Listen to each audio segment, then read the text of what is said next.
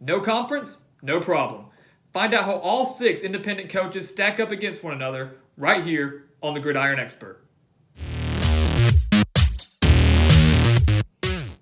There are 6 independent teams, but only 3 are relevant on the national stage: Notre Dame, Army, and BYU. So it is only fitting that the most relevant team of those 3, and the one that gets the most attention, Notre Dame, has the number 1 ranked head coach in our independent head coaching rankings. Brian Kelly really blows the rest of these coaches out of the water when it comes down to his overall track record as a head coach and the job that he has done with the Fighting Irish. He is 231, 91, and 2 overall in his career, and 60 and 34 during his time at Notre Dame. Now, of course, that record could be a little bit better had they not had to vacate some wins from 2012 and 2013. Of course, 2012 being the year that they went undefeated all the way to the national championship game before falling to Alabama. Now, one thing that people do kind of dog Brian Kelly about is the fact that he cannot win the big games. Really, that's something that everybody dogs Notre Dame about, period. So they have not been able to win big-time postseason games. They can get there, but they can't win. We saw that last year in the college football playoff where they went to the Cotton Bowl and got annihilated by Clemson. We saw that where they went to the Fiesta Bowl back in 2015 where they fell to Ohio State. And if you go even farther back than that, there have been instances, even before Brian Kelly got there, where they have not been able to win the big-time games. Despite that, he still got them to the national championship in 2012. He got them to the college football playoff last year, and there's no reason to not believe that he can't do that again this year with a veteran quarterback coming back and Ian Book and a very talented Notre Dame team once again. There's a solid chance that if Notre Dame only loses one game or maybe goes undefeated again, they can make the college football playoff, that he can get them back there. He has won 8 games every year with the Fighting Irish except for one, a 4-8 season in 2016. And as I mentioned, he once again has Notre Dame year in and year out on top of the national stage, relevant on the national stage. People are talking about them. People can complain all they want that they don't play a tough schedule, that they're independent, they should join the ACC. But Brian Kelly continues to get the job done in South Bend, and that is why he claims a number 1 spot in the independent head coach rankings. Number 2, Jeff Monken. Now, a lot of people may not have known this name before, maybe last year or the year before, but the job that Monken has done with Army is unbelievable. He is 21-5 over the past 2 years with the Knights. He went 11-2 last year. Now, listen to these stats that Jeff Monken has done at West Point. The first head coach in Army history to get them to 3 straight bowl games, all of which have been wins, by the way, including last year's dominant performance over Houston. He got them to back-to-back 10-win seasons. No other coach in Army history has done that. And he brought Army their first ever 11-win season last year. Army is trending up, and there's no reason to believe, once again, they will not be able to win maybe 9, 10, or even 11 more games in 2019. He has them trending in the right direction. They're a trendy pick to pull off some big-time upsets this season. Maybe some people have them giving Michigan a scare early on the season. I'm not sure if I'm going to go that far yet. You'll have to watch our predictions to find out. But Jeff Monken is doing a phenomenal job with his Army team. 3 straight bowl games. I have every reason to believe that they will be back in the postseason this year, and it should win at least 8 games. Army is certainly going in the right direction, especially after years and years of disappointment. Jeff Monken doing a phenomenal job with this team, and that's why he comes in at number 2 over a somewhat veteran coach in Hugh Freeze. Number 3, coaching at Liberty now. Of course, we all remember Hugh Freeze coaching Ole Miss for a while before they went down with some big-time scandals. So some big-time recruiting violations at Ole Miss, and then, of course, some moral problems that Hugh Freeze was dealing with there.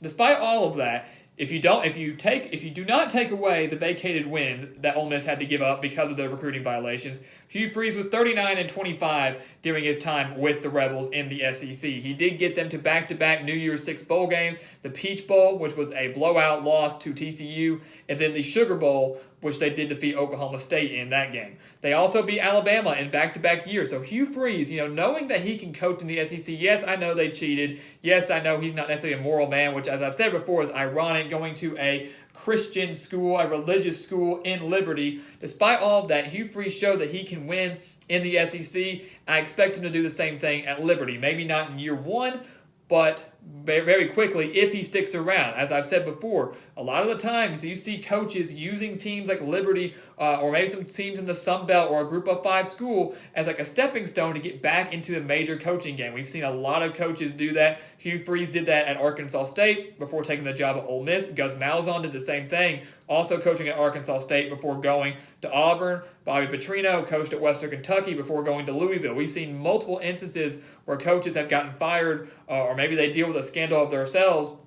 They go to a smaller school for a year or two and then go back into the Power 5. I think that is Hugh Freeze's plan here. Maybe not. Maybe he'll stick around for the long run. But he gets the edge over a guy like Kalani Sitake because of the job that he did at Ole Miss. Yes, we're taking morals out of it. This was a moral ranking. He would be last. But what he did at Ole Miss, what he did at Arkansas State, his track record as a head coach gets him at the number 3 spot despite not coaching for the past couple of years.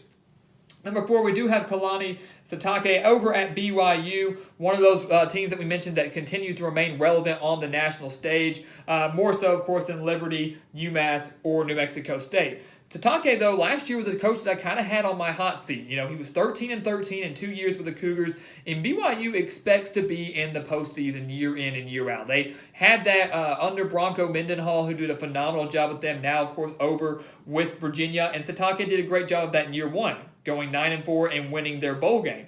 But in year 2, he went just 4-9, bringing them back down to 500. And there were, I didn't have any reason to believe that BYU was going to be able to take major steps forward in year 3. And if he failed to get back to the postseason, I expected him to be fired. But he proved me wrong. Went 7-6 last year, including a big-time win on the road at number 6 Wisconsin. He is 20-19 overall, has won 2 bowl games, has a big-time, a lot of hype surrounding BYU this year that maybe they can get back to their 8-win, 9-win ways. I expect BYU fully to get back to the postseason, and he certainly deserves to be somewhat in the upper echelon. Technically, upper echelon would be half the top 3, but Sitake coming in at 4 behind some very solid coaches in Kelly, Monken, and Freeze. And then our bottom 2 here, not much to say about them, unfortunately. We have Doug Martin at New Mexico State. Horrible record overall. With the Aggies, he is 20-53 overall as a head coach. He is 49-106. He has been coaching for 13 years and has only produced 1 winning season, which came back in 2017, a 7-6 year with New Mexico State, and that was, a really bittersweet moment for Aggies fans. That was their first bowl appearance in 57 years, their first bowl win in 57 years. They won that game in overtime, the Arizona Bowl against Utah State, and it was a very kind of heartwarming moment to see that fan base who've been waiting for so long get that win. Big time win for Doug Martin, but then he went back to his usual ways. Another pitiful losing season last year in 2018. I would expect the same thing to happen in 2019. He had a lot of talent in 2017. That's what got him that bowl win, got them that bowl appearance, and a phenomenal job done by Doug Martin and his coaching staff that year. But he just isn't getting the job done there, and his time with New Mexico State might be running short. And then number 6, we have Walt Bell, and there really is not much to say about him. Brand new head coach for the Massachusetts Minutemen. He is just 34 years old, so a very young head coach taking over an independent program here. He has been offensive coordinator 3 different stops in 3 different years with Arkansas State, Maryland, and Florida State, so he's obviously an offensive-minded coach. Massachusetts, though, went 4-8 last year. They do lose some big-time talent, none bigger than Andy Isabella, their star wide receiver, who was drafted by Cliff Kingsbury in the Arizona Cardinals in last month's NFL draft. So he has his work cut out for him with the Minutemen, a team that has not been to a bowl game since who knows how long. It's been a very long drought for the Minutemen there. I wouldn't expect them to get there in year 1. Walt Bell has his work cut out for him, but I think he could slowly build this up. We expect coaches to hit their stride in year 3 or 4, so Minutemen fans will just wait a little bit, give this guy some time. It's great to bring in a new head coach and a guy that has an offensive mind, especially when you're an independent program. So we'll have to wait and see how that plays out, but of course he finishes last because he has no prior head coaching experience, and the youth and the lack of talent all adds up in that as well. So that's why Walt Bell is last in our independent head coaching rankings.